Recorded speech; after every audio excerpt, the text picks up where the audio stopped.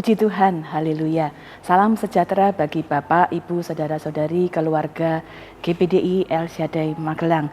Hari ini mari kita kembali merenungkan firman Tuhan untuk menjadi kekuatan dan tuntunan di dalam kita menjalani hari-hari di tahun yang baru. Kita sudah sampai pada pembacaan dalam kitab Ayub pasal yang ke-23.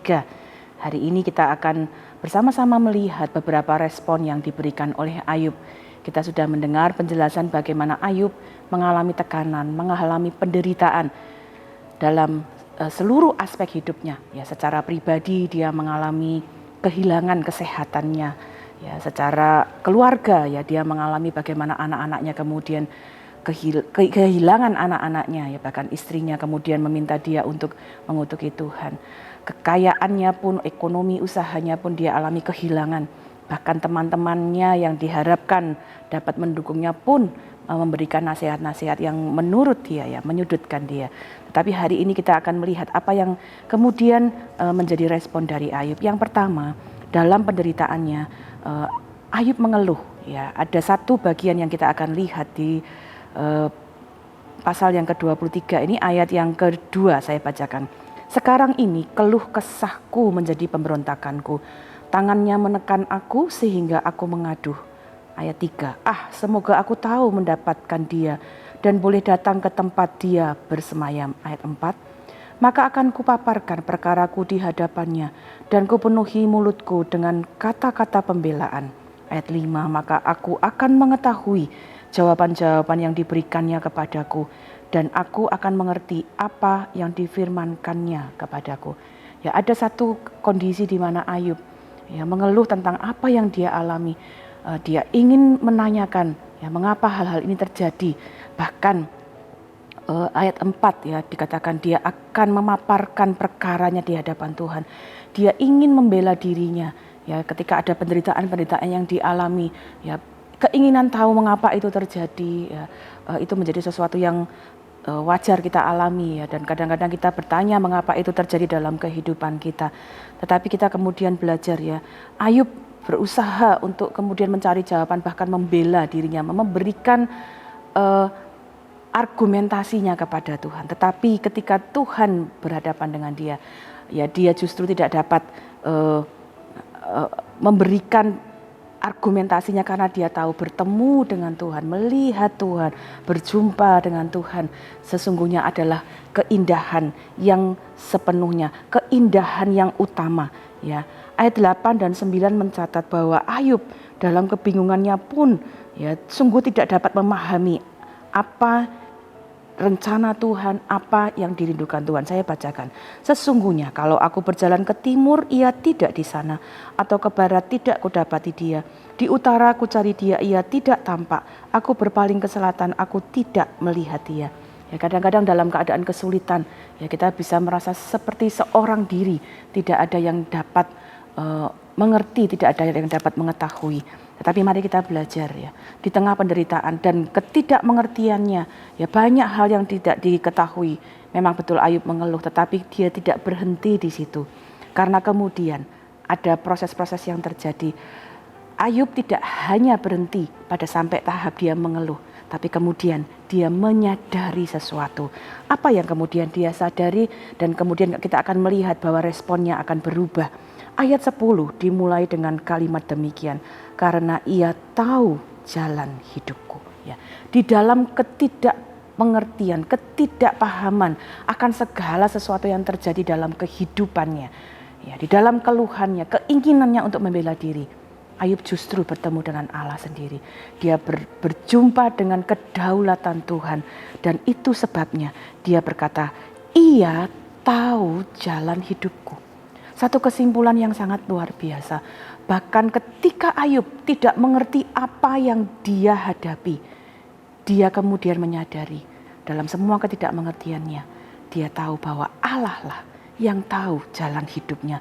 Bahkan kalau dia harus melewati penderitaan, dia sampai kepada satu kesadaran, ia tahu jalan hidupku.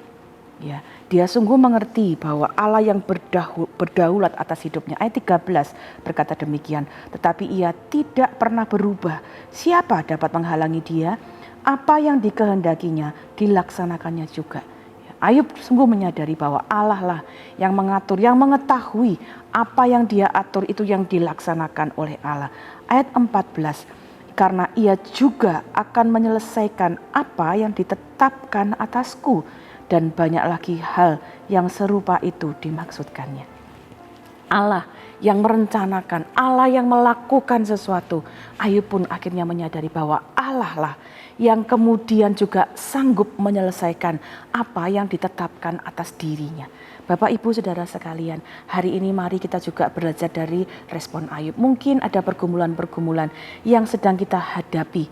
Ya, kita belajar, mungkin ada waktunya kita dalam ketidakpahaman bertanya, ya, tetapi jangan berhenti di dalam keluhan, jangan berhenti dalam keputusasaan. Mari kita kemudian menyadari bahwa dalam hal-hal yang kadang-kadang kita tidak pahami, ya, kita sungguh menyadari bahwa Allah lah yang berdaulat dalam segala peristiwa. Pegang ayat 10, ia tahu jalan hidupku. Seandainya ia menguji aku akan timbul seperti emas. Ketika Ayub, ya, dalam ketidakmengertiannya, dia menyadari ada kedaulatan Allah. Yang terakhir, dia kemudian berubah responnya. Dia tidak lagi mengeluh, tapi kemudian dia memutuskan untuk terus melangkah di dalam pengharapan. Penantiannya belum selesai, tapi dia tetap di dalam pengharapan. Ayat 11 berkata demikian, kakiku tetap mengikuti jejaknya, aku menuruti jalannya dan tidak menyimpang. Meskipun Ayub tahu bahwa jalan yang sedang dihadapinya adalah jalan yang tidak mudah, ada penderitaan, ada pergumulan, tapi dia memutuskan, kakiku tetap mengikuti jejaknya, aku menuruti jalannya dan tidak menyimpang. Ada ketetapan hati, ada kekuatan hati yang kemudian muncul dalam penderitaan. Aku akan tetap melangkah, aku akan tetap berjuang, aku akan tetap berharap. Tentunya bukan dengan kekuatan Ayub sendiri, karena dia sudah tahu bahwa Allah yang berdaulat atas hidupnya, Allah yang tahu jalan hidupnya. Itu sebabnya ayat 12 berkata demikian, perintah dari bibirnya tidak kulanggar, dalam sanubariku kusimpan ucapan mulutnya. Bapak Ibu Saudara sekalian, kalau kita ingin kuat di dalam pergumulan kita, sadari bahwa Allah lah yang berdaulat atas hidup kita. Mungkin kita lewati masa-masa yang sulit. Ya, kalau ada hal-hal yang kemudian Tuhan beritahu kepada kita, hal-hal yang salah yang harus kita perbaiki, mari segera bertobat. Tetapi kalau ada hal-hal yang kemudian menguji kita untuk jadi lebih murni, ya, lebih kuat di dalam Tuhan, tetap berjalan di dalam kepercayaan sepenuh kepada Tuhan. Seperti Ayub, kakiku tetap mengikuti jejaknya. Mengikuti jejak Tuhan adalah kita mengikuti perintah-perintahnya, menyimpan firman-Nya di dalam hati kita. Kenapa? Karena firman Tuhan yang akan menguatkan kita, firman Tuhan yang akan memimpin kita, firman Tuhan yang akan menunjukkan kepada kita apa yang harus kita lakukan. Dan kita percaya bahwa apa yang dialami Ayub, ya, itu menjadi satu contoh bagi seluruh umat percaya. Karena di bagian akhir kita sungguh mengetahui akhir kisah dari Ayub, bagaimana ia menjadi seorang pemenang di dalam penderitaannya. Kenapa? Karena kakinya tetap mengikuti jejak Tuhan. Dia tetap menantikan firman Tuhan. Dia menyimpan firman Tuhan. Bapak Ibu, cintai firman Tuhan, simpan firman Tuhan. Itu akan menolong kita tetap berada di jalannya Tuhan. Karena firman Tuhan itulah yang akan menjadi penuntun. Bahkan di dalam penderitaan, dalam kesulitan. Saya percaya ketika kita melakukan firman Allah, langkah kita akan terus dalam kemenangan, dalam pengharapan. Puji Tuhan, hari ini kiranya ini yang menjadi petunjuk bagi kita. Dalam penderitaan, jangan menyerah, jangan berhenti, tetapi terus melangkah dalam iman, dalam kebenaran firman Tuhan, sehingga kemenangan dari Tuhan menjadi bagian dalam hidup kita. Puji Tuhan, mari kita berdoa bersama-sama. Bapa di dalam surga, terima kasih kami dapat belajar dari kisah Ayub. Bagaimana dia seorang yang biasa, manusia biasa seperti kami. Kadangkala kami pun belajar dalam penderitaan, kami ada dalam keluhan, ada dalam pertanyaan-pertanyaan yang kami tidak mengerti. Ampuni kami ya Tuhan, tolong kami untuk belajar menyadari Engkaulah Allah yang berdaulat atas hidup kami. Bahkan tolong kami juga dapat memiliki keputusan yang sama dengan Ayub untuk terus mengikuti jejak-Mu, berjalan sesuai dengan jalan Tuhan, mengikuti firman-Mu. Terima kasih Tuhan, taruh firman-Mu, hidupkan firman-Mu di dalam setiap hati kami umat-umat-Mu, supaya kami kuat, kami terus melangkah di dalam kemenangan bersama dengan Engkau. Berkati seluruh keluarga GPDI El Shaddai Magelang, berikan mereka kekuatan, kemenangan bersama dengan Engkau. Di dalam nama Tuhan Yesus Kristus kami mengucap syukur dan berdoa. Haleluya.